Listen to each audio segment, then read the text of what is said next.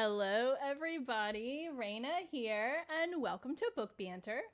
For this episode, I will be talking with Jared M. Bentley. He is an American writer and educator. His collection of short stories, Robots Please, is the first in a trilogy that humorously explores how to exist in an absurd world.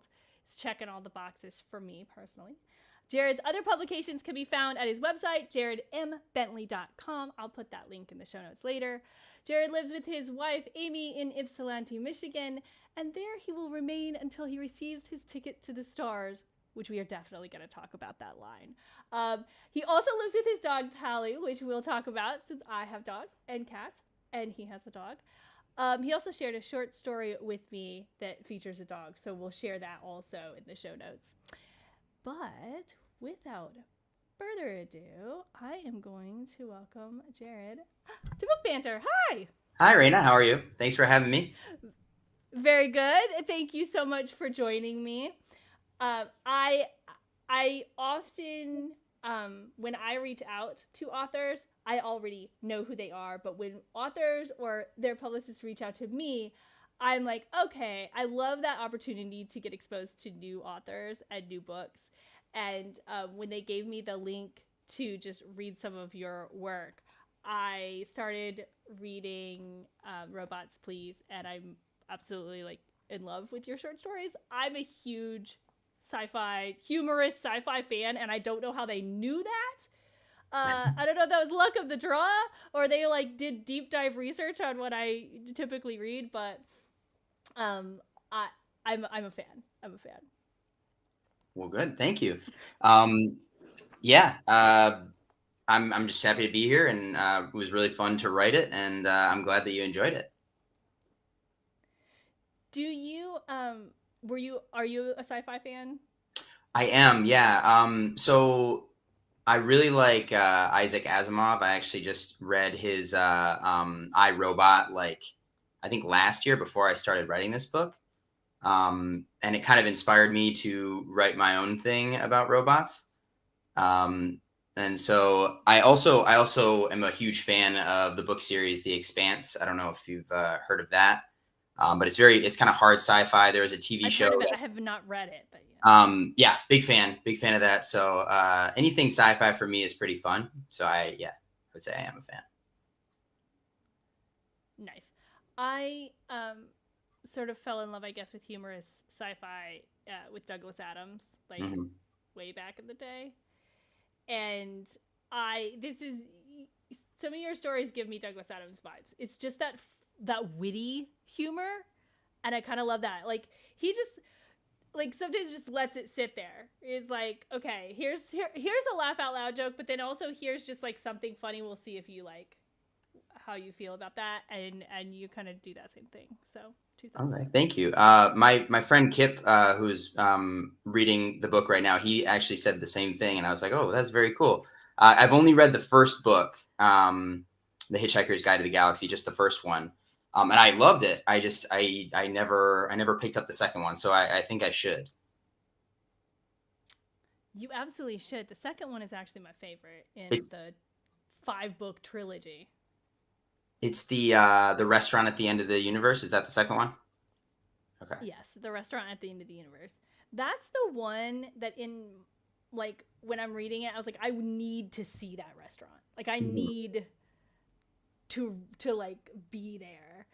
Um, and no one can do it justice. Like I think the Hitchhiker's Guide has such a like big fan base at this point that it's going to be one of those hard ones to ever get right, like in a movie or a TV show or something. Like they've tried, obviously, but like Yeah. you gotta do it right, or it's just like, no, this is wrong.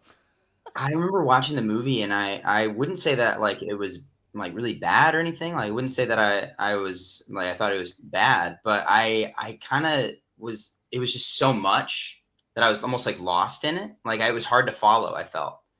Um, I don't know why, but yeah, I think they need to. I think it'd be difficult to have a good adaptation, but I think they could do it. I think they could, and I like so your stories too are kind of all in that same world. For the like they're all like set I don't know. If, do you consider them all in the same world, or are they sort of like? I guess that's like I feel like as I'm reading them, right? Because they're all set in the future, and they're all set like there's robots, and they're all like that. It is sort of the same world, but it doesn't necessarily have to be down the street from each other. Yeah, I don't so know. it is actually all in the same world, but I haven't connected them fully yet. That's what I'm going to try to explore with the second book. So originally they weren't they were just kind of all separate. And then I was like, oh, I can plug in General Shears here, or I can reference like Apple Days here, or whatever, right? So um, in the second book, spoilers, but in the second book, I'm thinking of writing like almost like a position paper or like an academic paper. Um, that's called like the history of robots abridged. That kind of describes like the two apocalypses that actually happened. First, the one that we first see in the first story, and then like after the world is rebuilt, then the robots eventually end up taking over the humans. So there's actually two, which is admittedly very convoluted, but that's kind of the joke, right? Like because it's kind of supposed to be dumb. Yeah, well, the first story in this collection is I never knew if I'm using this correctly, but like it's meta, right? It's in of itself. He tells this fictional idea, and then it comes true. Mm-hmm. And it was funny because like as I'm reading that, I hated it for like half a second. I mean, full disclosure. And then I was like, wait a minute. This is so like I would call it a bold move. Like it is a bold move to tell me exactly what you're gonna do. Excuse me. And then like literally just do that. Mm-hmm. And so I would love to hear more in that So this story is kind of, story. yeah, this story is kind of funny because as you know, I'm a teacher, and in one of my classes, I randomly, for whatever reason, I asked my students. I don't know where our conversation was, but I think I referenced like 1984 or something to do with 1984, and I asked them like, by the way, just curious, how many of you know what 1984 is? And I think it's been taken out of a lot of curriculums or something because of my class. This is in 2022, maybe 2023. Two students out of 30 knew what it was. They hadn't, and only like 3 to 5 had ever heard of it. And so I was like, that's wild. And that was kind of the first idea, like the first time I had this idea of like, oh, even like really huge novels, they have like this expiration date where people are going to start forgetting them, right? So I was like, I think maybe one criticism that you could have of this story is like people would still know what that is. That's still in living memory, right? But really, like all these young students didn't know what it was, and I was wondering then if it's been taken off of like Michigan's curriculum for whatever, or reading list for whatever reason. I don't know. But that was kind of the like how I got the idea for the story. And then the second idea, that wasn't my idea. That was my wife Amy's. She's kind of my editor. So originally, when Lewis goes to this talk show, he has like his old book, and he's going to admit to it, and then he decides to like not admit to it and just claim that it's his own, right? And it worked. It was fine. But then Amy was just like, "What if you do this?" And I was like, "Oh, that's very interesting. I think that's hilarious. I'm going to do that." And it kind of worked out from there. So Well, you can tell Amy two thumbs up. Like it, I did. I came back around very quickly, and I was like, this is yeah, that's the thing you don't do. It's mhm. the thing that you go no, and then but you should just put it on the page, and so you can give her a high five for me. I think she had just we were just talking about because we had both just read what is it? It's a story by Kurt Vonnegut, and it's oh no, Harrison Bergeron. That's what it is. Have you read that? Yeah, yeah.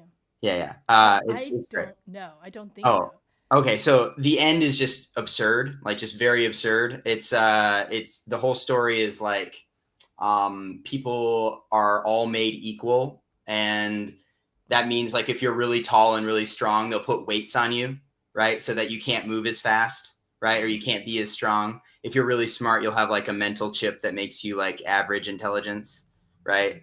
So it's very absurd. Okay. And then the end is like somebody comes in with a shotgun and like, you know, kills Harrison Bergeron because he's like taken over the world because he took all of his restraints off and all that stuff. So she was just like, just go full absurd with it. I was like, okay, I'll do that. I'll try. Yeah. Just just go all in. Yeah. So do you have other readers that like you sent that to and then had got their feedback?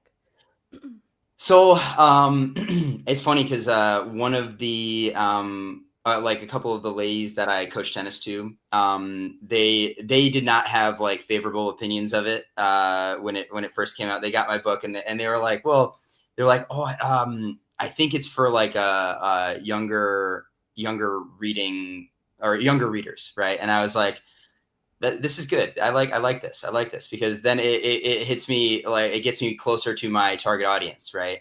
Um, you know, and it's okay if something's not for everyone, right? That's kind of a good thing in my opinion. I guess some of the other opinions that I've gotten that were more positive. One of my buddies, Eric, he had said that having like the book reveal like and then just not like admitting that he had stolen the thing was something that we've already seen before, right? And he kind of suggested that this was something that was a little bit newer, a little bit fresher, right? So I thought that was pretty good feedback there. Absolutely. So I wonder though if the tennis ladies are not sci-fi readers, because I think that's part of it too.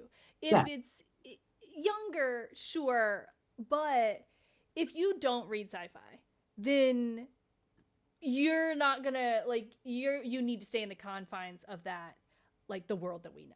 Like Mm. you can follow a line, but if things go outside of it, some people just don't like that. But I think in pretty much any science fiction or maybe fantasy reader is gonna be like, okay, this is what we're doing now. Like I can Hmm. go with you Hmm. into this other thing, and that is uh that may make a difference despite age, because there are older sci-fi readers that I think would be like, okay, cool, we're doing this now. Like Yeah, that is yeah, yeah. fun. That's true. That's true. I mean, I think it's definitely like science fiction. Like that's the genre with comedy.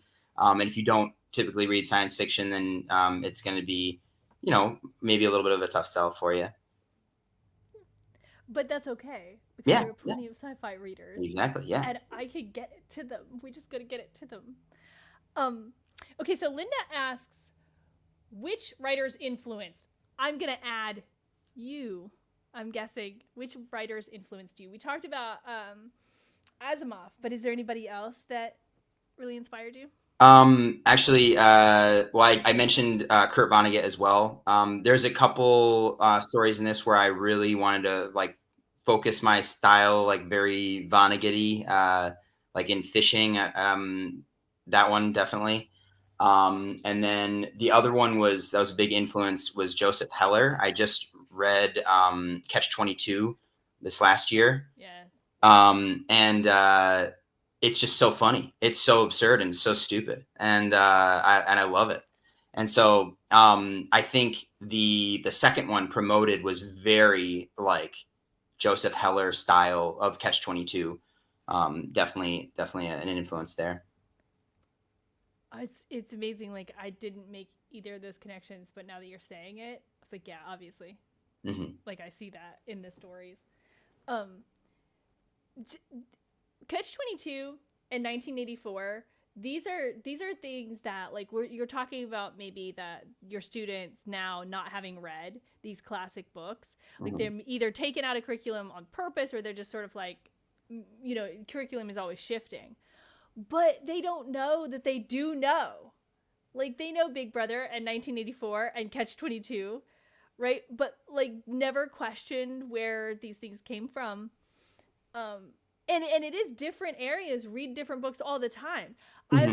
I grew up in Florida, and then I moved to Louisiana. I've been here for almost 20 years, and the books that my son is reading in school are not at all the same. And it's even the classics, like books that have been out that I could have read, but they picked something different, and here they pick something different. And so some of that overlaps, but if you take both of those kids and you send them to school in Michigan, and now you don't know, half of the classes read it and the other half of the class is like, I don't even know what you're talking about. Yeah.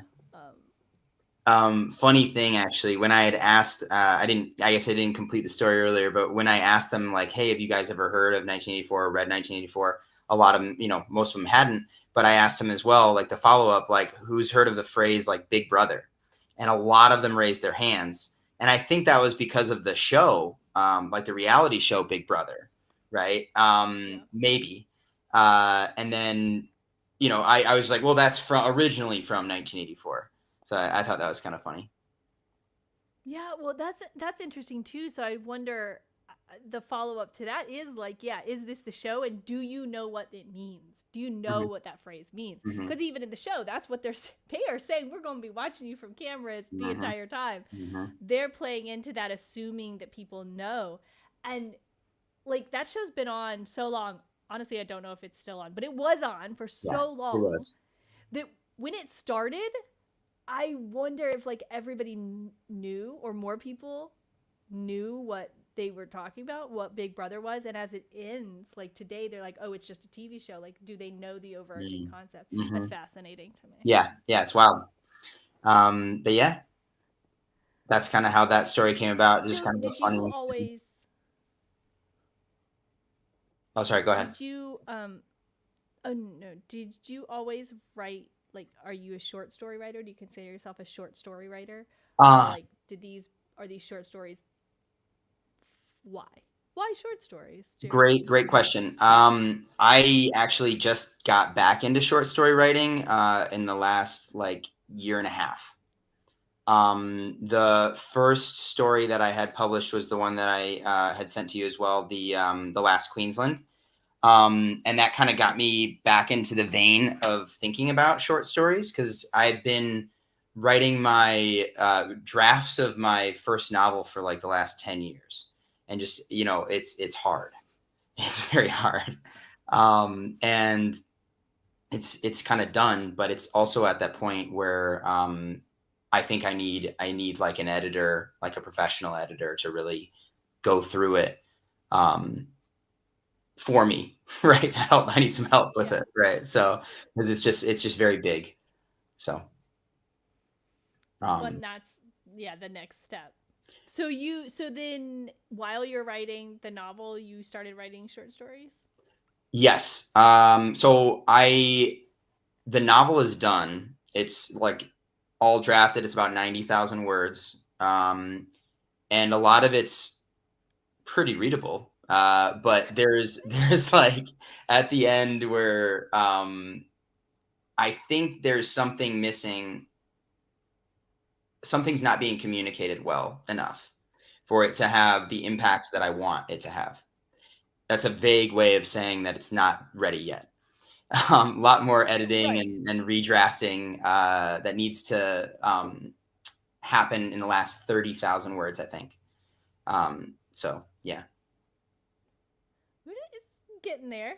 It's Yeah. getting there. Now, is it, you said that that Robots Please is the first book in a trilogy. Is that novel part of that or no? No, it's completely No. separate. Okay. It's actually more. This is kind of more adult fiction, and my book is more young adult. So I would say it's Okay. the target audience would probably be like 15 to 20, right around there, right? All right. Um, I'm PC, is it sci-fi? I'm just going to keep asking you yeah, sci-fi okay. I'll questions. give you a little elevator pitch for it, I guess. Yeah, I mean So that's not what we're talking about. We're talking about Robots Please, but as a compliment yeah. to your writing and your book is that like I'm now in this world, right? Hmm. I'm here with you, and Hmm. I really liked a lot of these short stories, and I feel like I could see some of them. I could stay there. Hmm. Uh, so So now I'm like, is this novel going to do that? But you say no. Yeah. Okay. So the short stories, like collection. I mean, they're all kind of connected, So that's fun, and there'll be more of that world. So that's cool.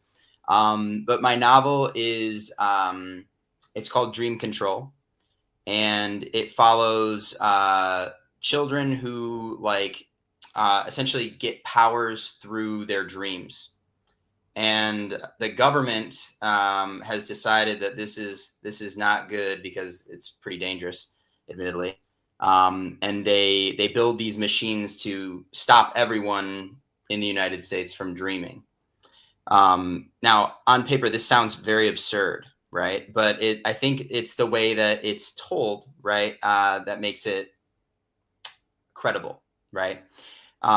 Because in this world, I guess we jump in where it's already happened, and then this main character, young girl, has a dream that destroys like this big dream catcher, right? That is preventing them from dreaming, and it causes this whole chain reaction of events to happen, where she's like relocated to this military government, or sorry, this military base, like this secret military base, where all the remaining other demonic children are.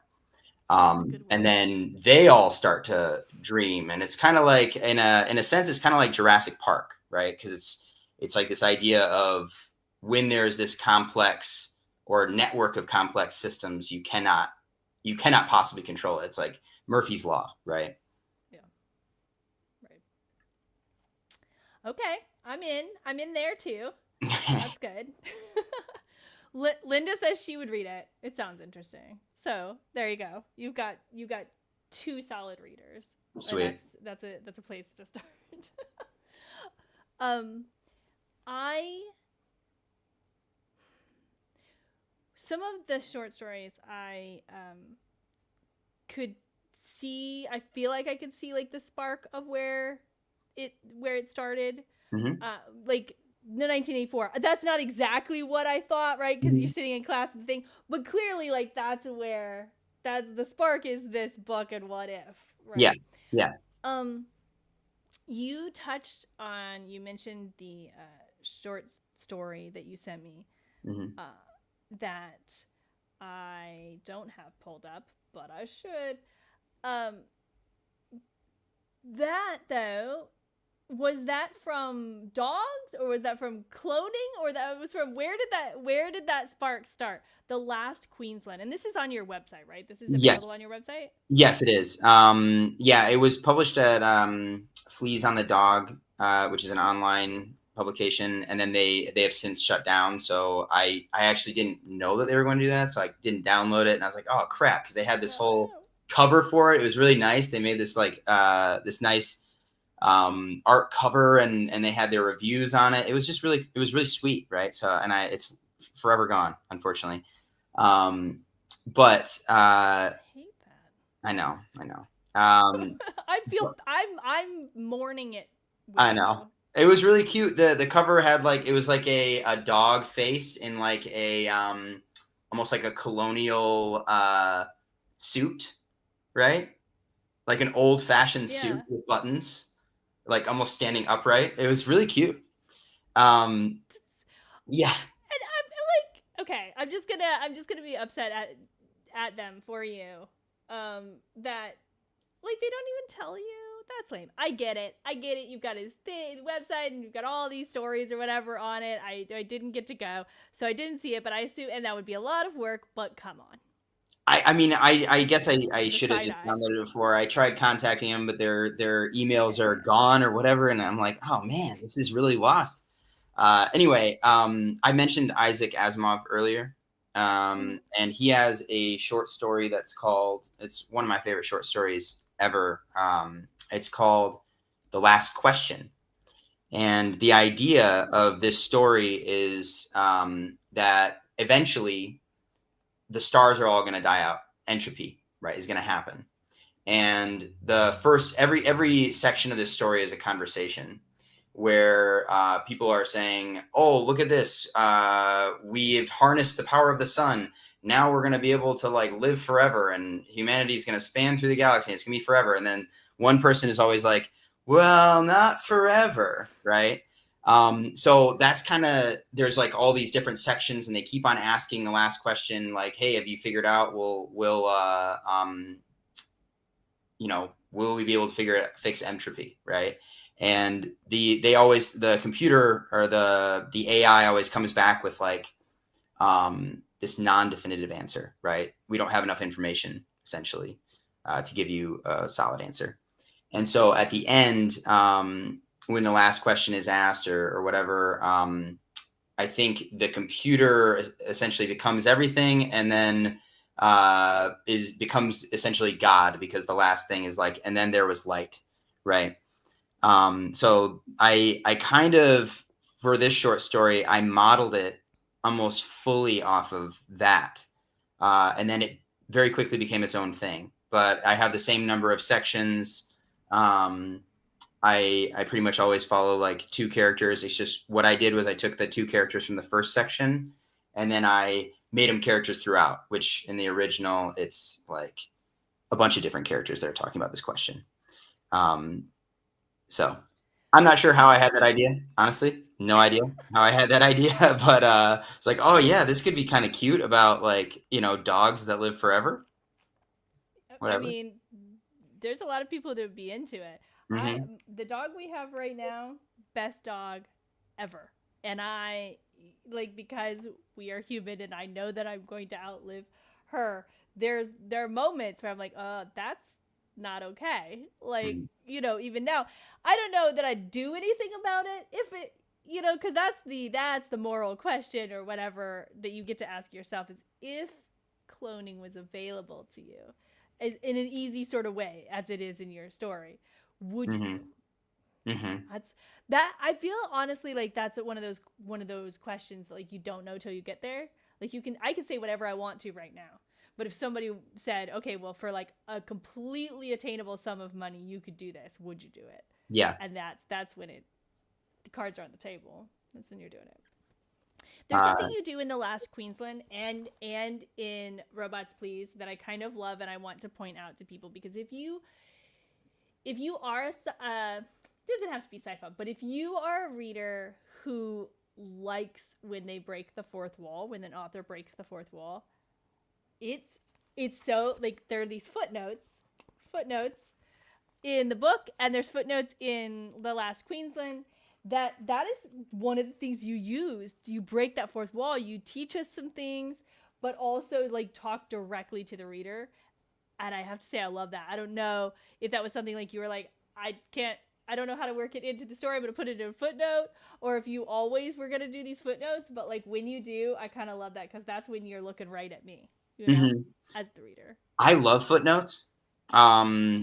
And I remember I haven't read Infinite Jest, but Mm-hmm. I've like leafed through it, and I know that the footnotes are like this whole other story in the book.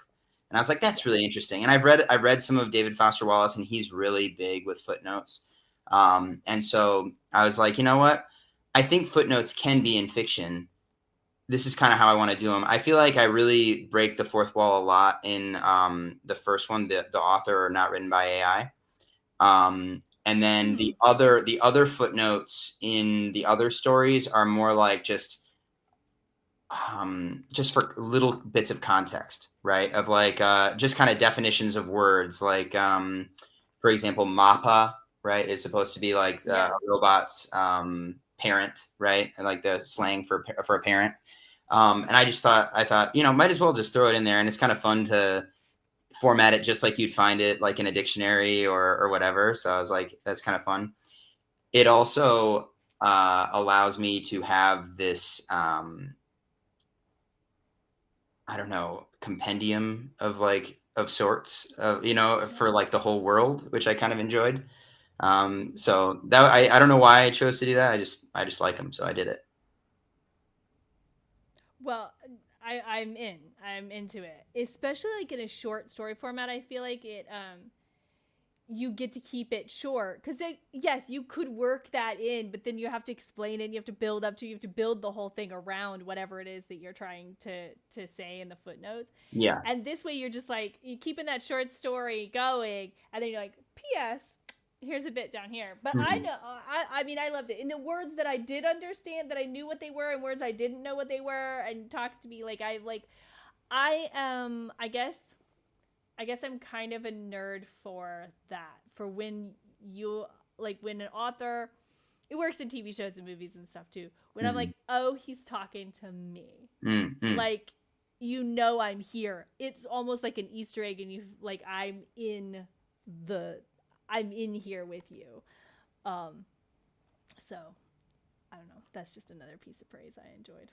I appreciate that. I like that you like that. I think it might throw people off, like some people off, if if they're like, oh, like, why do I have to pause where I am and then read this? But if you enjoy it, if you like it, and it's like a little break, a little nugget, right? Then it, Mm-hmm. could be for you, right?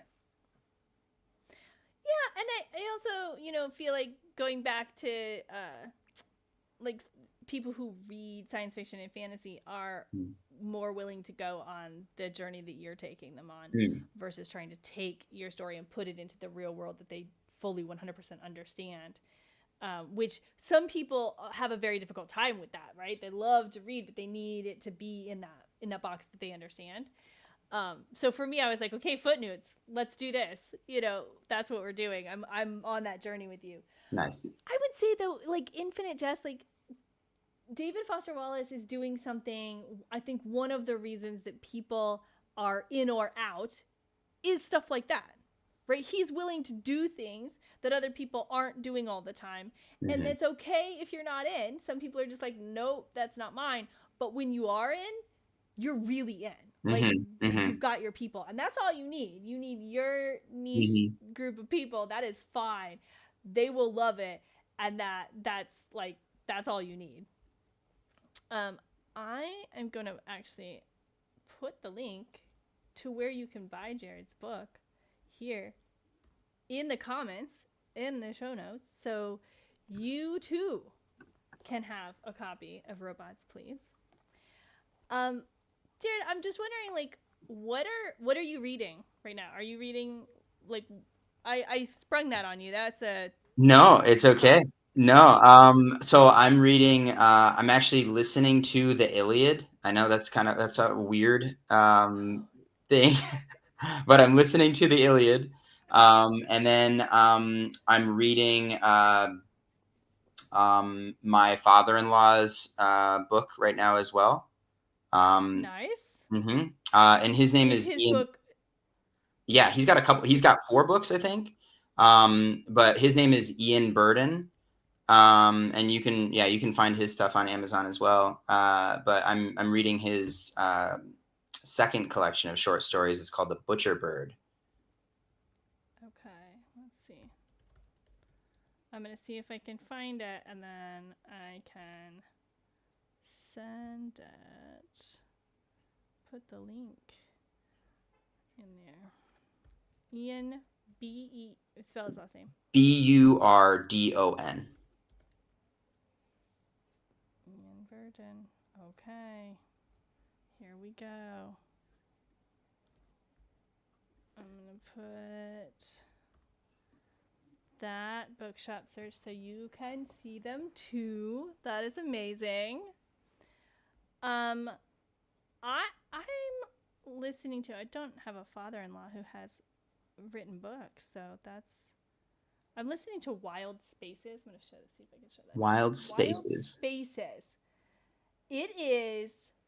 Um, it's a little boy his life is totally fine. And then his grandpa shows up for a surprise visit, and grandpa is question mark. There's some octopus tentacles on Yeah. the cover. It's given me like a little bit of Lovecraft vibes, but it is written for like a middle grade audience. So you're following the little boy, and I feel like I have ideas of where we're going, Hmm. but I haven't finished it, so I don't know. But it's got a lot of those, like, everything is totally normal except this, this little thing over here, and I'm like, okay, what are we gonna do with that? So I'm enjoying that right now. Sounds And then wild. of course I was reading your book, so that's what I was physically reading, and I have a TBR that's like 5 shelves big, but I don't know what my next physical book is gonna be. So Gotcha. this is a Um, good place to pause. I have a question for you. I know Yeah. we're probably past time, but Hey, we get to do whatever we want, so. okay, okay. What was your favorite story in my collection? I'm curious. I'm asking a decent amount of people this. It's funny because my sister had just finished the book and she was like preparing for all the questions that I asked her because as a kid I'd always be like, oh, what's your favorite character in this movie or whatever, like and just asking questions about movies that we both love and all that stuff. So No, that's fair. Okay, so I one that really stuck with me is actually the second one. I felt I felt bad for Lumberjack 6000. And I think that's like I was there when he was like, I'm just a thing. Like in the beginning, he's the like foreman or whoever it is calls him a big lug, and he's like, that's all I am. hmm. That's all I am. And I was like, I don't know where it was going at that point, and I'm still going, no, you're not. You're more than that, robot lumberjack. But of course, like, that's silly. That's like, I mean, in the world that we live in, that's like telling my toaster, it's cool, Yeah. toaster. You're, or my Roomba. Yeah. No, Roomba, you're not just a trash picker upper. And I that moment for me, which is all a personal, which is completely a personal Hmm. connection, but it is that bit right there, because I'm the type of person that if somebody is getting down on themselves or getting picked on, I'm like, no, no, no, it's not that bad. You're great, but look, you did this thing, And so as soon as that happened, and he did it to himself, the robot did it, repeated it back in his own head, like, yeah, Hmm. that's all I am. I was like, okay, I I I just felt for him. Hmm. Hmm. Um, and that's something, that's one kind of line, but the writing choice to put that thing that makes that's one of the bits of human connection, turns the robot from a thing Hmm. into having, emotions, or processing what's happening. Um, so that really is stuck with me. That bit Okay. right there, from that story. So I guess if I were gonna pick one, I like that one. That's Okay. because after you finish a book, the bits that stick with you, Uh-huh. for me, I think are the ones that I'm like, okay, I don't even. Sometimes I've read books, I'm like, I don't even really know why I liked this, but I can't stop thinking of this thing. Mm, mm. I like that. I Usually, like that. it'll stick with me. That's interesting. I feel like that one's like one of the silliest ones, right? But it does let you. I feel like you feel for him because right from the very beginning, it's like uh, what is it? He doesn't have any self confidence. Like one of the first line, like it opens with that. Like there'd never been a robot more um, down in the dumps or whatever than this robot, right? Yeah, So. and I'm like, okay, well, I don't. I'm here. I'm on this journey to help you find yourself, lumberjack robot. So it's good. Cool. So yeah, that is time. But y'all, please go check out Robots Please. I put the link in there. You can order it at your local indie bookstore. Or you can find it online. Um, it's a short book, but it's well worth it. And since it's the first in a series, we'll get more short stories. Um, Jared, thank you for joining me for Book Thank Banter. you. Thank you It's for been having fun me. talking to This you. is this has been awesome. All right. Well, Brent, thank I'm you, gonna everyone. say Brent jumped in. Yeah, Oh, hey, what's up, he made man? it at the end. Well, yeah. Thank you so much for having me, and thank you everyone for tuning in and asking nice questions. And I hope you enjoy my book. Thanks so Yeah, much. absolutely.